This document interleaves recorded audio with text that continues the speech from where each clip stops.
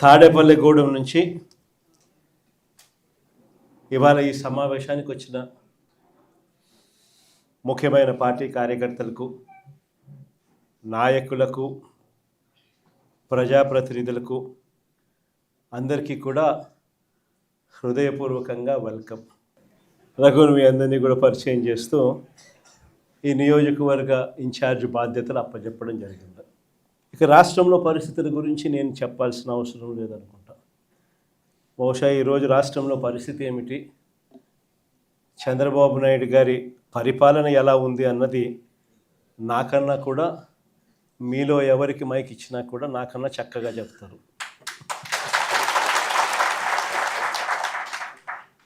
చంద్రబాబు నాయుడు గారు ఎన్నికలప్పుడు తాను ఏం చెప్పాడు, ఎన్నికలు అయిపోయి ఇవాళ 2 సంవత్సరాలు అయిపోయింది.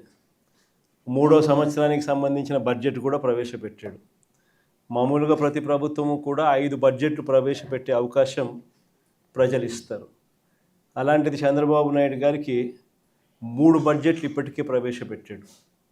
అంటే ఇక మిగిలి ఉన్నది కేవలం 2 బడ్జెట్లు. ఈ 3 బడ్జెట్లు తాను ప్రవేశపెట్టిన పరిస్థితుల మధ్య చంద్రబాబు నాయుడు గారి ఈ 2 సంవత్సరాల పరిపాలన కూడా ఒకసారి పూర్తి చేసిన పరిస్థితుల మధ్య, 3వ బడ్జెట్లో కూడా అదే రకమైన మోసాలు చేస్తూ ఉన్న పరిస్థితుల మధ్య ఒక్కసారి రాష్ట్రాన్ని గమనిస్తే, చంద్రబాబు నాయుడు గారి పరిపాలన గమనిస్తే ఈరోజు మనకు కనిపించేటివి ఏమిటి అని అంటే, సూపర్ 6లు అన్నాడు, సూపర్ 7లు అన్నాడు. ఎన్నికలకు ముందు ఇంటింటికి వెళ్ళి ప్రతి ఇంటికి బాండ్లు ఇచ్చినాడు. ఆ బాండ్ల మీద పవన్ కళ్యాణ్ గారి సంతకము, ఈయన సంతకము, ఇద్దరు సంతకాలు పెట్టిన బాండ్లు ఇచ్చినారు. త్రికరణ శుద్ధితో మేమిద్దరం కలిసి ప్రమాణం చేస్తూ ఉన్నాము, జూన్ 2024 నుంచి మీ ప్రతి ఇంటికి ఇవన్నీ వస్తాయి అని చెప్పి ఏకంగా బాండ్లు ఇచ్చినారు. అలాంటి బాండ్లు ఇచ్చి సూపర్ 6లు, సూపర్ 7లు అని చెప్పి ఇవాళ అవన్నీ కూడా పూర్తిగా మోసాలుగానే మిగిలిపోయిన పరిస్థితుల మధ్య ఈరోజు మనం చంద్రబాబు నాయుడు గారి పరిపాలనలో మనం చూస్తూ ఉన్నాం. మేనిఫెస్టో అన్నది మన హయాంలో, మేనిఫెస్టో అన్నది ఒక భగవద్గీత కిందనో, ఒక బైబిల్ కిందనో, ఒక ఖురాన్ కిందనో భావిస్తూ 99% హామీలు నెరవేర్చినాము అని చెప్పి ప్రజల దగ్గరికి గర్వంగా తలెత్తుకొని చెప్పిన పరిస్థితి మన పార్టీ, మన హయాంలో జరిగితే, ఈరోజు మేనిఫెస్టో అన్నది చెత్తబుట్టలో పడేసిన పరిస్థితులు మళ్ళీ ఈరోజు చూస్తూ ఉన్నాం.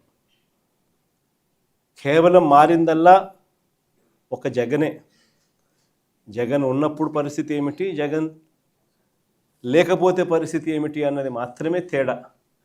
గమనించినట్లయితే ఈరోజు పరిస్థితి ఏమిటి అని అంటే, గతంలో చంద్రబాబు నాయుడు గారు చెప్పినట్టుగా జగన్ ఇచ్చేటివన్నింటినీ ఇస్తాను, జగన్ ఇచ్చేటివే కాకుండా అంతకు మించి సూపర్ 6లు, సూపర్ 7లు ఇస్తానని చెప్పిన పెద్ద మనిషి ఈరోజు పరిస్థితి ఏమిటి అని అంటే, బిర్యానీ పెట్టలేదు ఎలాగూ, ఉన్న పలావ్ కూడా పోయింది అని చెప్పి